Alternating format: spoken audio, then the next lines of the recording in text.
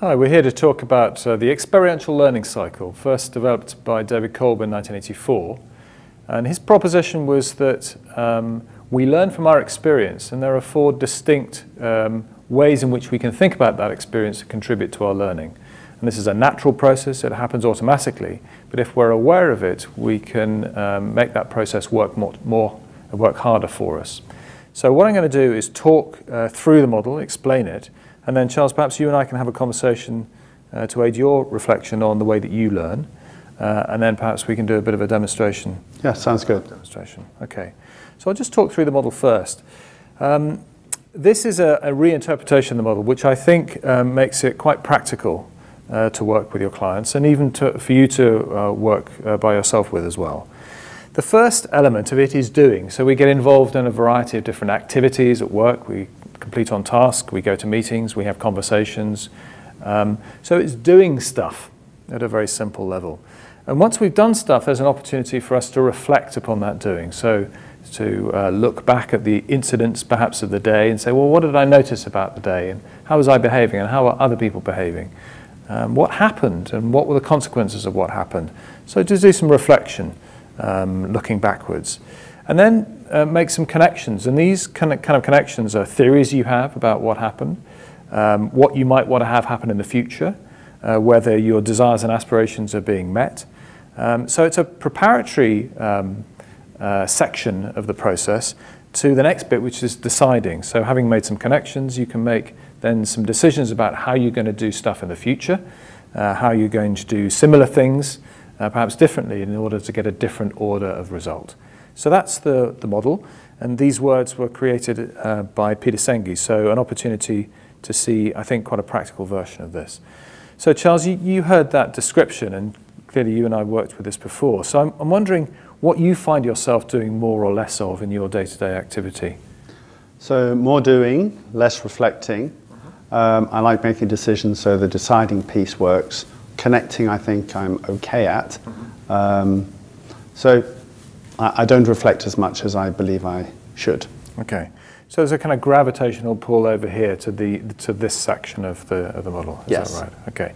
So already we have some insight, perhaps, as to not just the activity that Charles is engaged in day to day, but also maybe what he prefers to do. So Charles, would that be a fair interpretation of what you've just described? Yes, I mean, I get pulled into the doing piece. I don't step back and reflect much, and yeah. So already there we have one of the perhaps most productive uses of this to help people understand where they might be missing opportunities to learn, and whether the pattern of their learning and the day-to-day activity that they're getting engaged in is helping them learn, and whether they're making the kind of decisions that are most productive for them. So getting the balance right in your learning process. The next useful way of using this is not just to plan for sessions, so you might be running a workshop or sitting down with a client and thinking about the kind of conversation that you want to have and how you might take them through the learning cycle, even if you don't share it with them. But it is also to share it with them and then perhaps have a conversation that's modeled on this process. So that's what we're going to do right now. So Charles, you've got a thought about just a very small topic that will help us demonstrate each part of this in turn. Is that right? I've got a topic, yes. Okay, so why don't you start talking about the topic, and then we'll guide the conversation using each of these four areas. Certainly. So it's been a productive year from a business point of view. But within that, I've spent a lot of time on a plane, too much long-haul travel. Yeah. And so consequently, that's had an impact on a little bit on my health, more on family. Yeah. And also, part of my role in the business is one of strategy, and I just haven't been around to work with my colleagues around that. Okay. So already quite a bit of stuff about what happened in the doing bit, what he actually did, but also some reflection on that as well. Talks about consequences and impacts as well. And it may be also that he's already thinking about what he might want to have in the future, but we'll see if we can slow him down a bit and go into each part of this model. So just moving up to this part of the model, Charles, what did you notice about last year and the kind of pattern of travel and the kind of consequences that it had. Talk more about that. So it was very client-driven. So, and the main clients that I manage are international clients. Right. So it was good in one sense that clients wanted us to do projects with them. But what it meant was that I got probably too engrossed in those projects, which meant I spent too much time traveling. Okay, so you noticed you were quite engrossed, too much time traveling as a result. Yes. What else did you notice about that pattern of travel last year? Well, there was impact on family, so I spent less time at home, less time with family, which is never nice. So that I noticed. Also, that one of the important things about our culture is to be really quite connected to our teams and our people, and in many ways, because of my travel, I was less connected this year than previous years, which I didn't enjoy. Okay, so I'm also wondering how you felt about last year too. Well, it's at one level, I feel it was kind of the most successful year ever. Okay. And at another level, I feel disappointed in myself that I didn't manage my time and my resources in terms of travel as well as I could have done. Okay. Any other thoughts about last year? I wouldn't like another year like last year. Okay. Okay. So we're already in a sense, making a decision about next year. Okay. Yeah. So how would you like it to be next year? So I do enjoy travel, so some travel, but more contained. So I think what I should do and will do is look at my diary and make sure that I put in times for strategy meetings, for board meetings, for time with colleagues, and ring fence it so that client work, project work doesn't get pushed into those. Okay, so some diarised time throughout the year, is that? That's right. Okay. And make sure, for example, I put my holidays in and time off and weekends and things like that, because otherwise it'll just get blown out. Okay.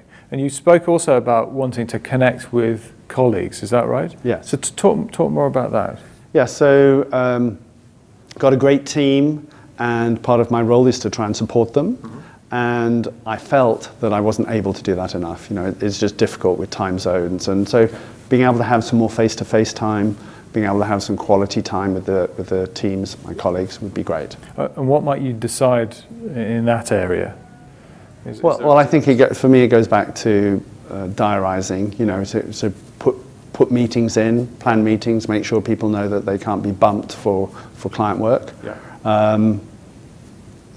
I think that's the key thing is around time. I think it would be useful also to minimize the amount of trips that I do. So, if I dream up an arbitrary number like no more than 30 flights a year or something like that. Okay, so make a decision about the number of trips. Yes. Okay.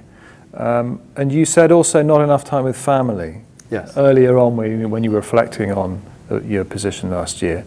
What kind of decisions might be emerging for you around that? Well, if I do have to travel, I want to get a little bit more organised with combining family time with work time. So if I've got to, for example, go out to Asia, see if my wife will come with me so that we can kind of tag on a bit of holiday time. Yeah. So that's one option. I think the other option is to make sure that my weekends and long weekends are sacrosanct so that we do get some quality time together. Okay, so again, a bit of ring fencing on that one. Yes. Okay, great. So you've got a number of decisions that you're moving forward. Some feel complete, some may require a little bit more thought. Is that a fair summary of where you've got to? Okay, great. You happy to stop there? Yeah. Okay. So that was just a walking through in a conversation of the different parts of this learning process. And useful to be aware of it in order to slow, in this case, Charles down long enough that he is reflecting, that he is making the kind of connections that make the quality of the decisions as good as they can be. So that's what we were doing here. And you may have noticed actually that I asked a question that was aimed at connecting, but actually Charles was starting to talk about decisions that were already emerging for him. And I think that's what you experience. People don't think in an ordered fashion. But having this map for yourself, even if you haven't showed it to the client, is very useful, very powerful. And the final point about this is that we use it when we're planning sessions with a client, either an individual, where we need to make sure that we're closing the learning loop, or we're planning a workshop, a training session, or indeed some team coaching as well, where we're needing to make sure that this learning cycle is in evidence. We're slowing down the client long enough that the decisions they make are of a good quality. And that's really the pointy end of this model. That's where it becomes really powerful. So we recommend it to you, and hopefully this has been a useful introduction to it.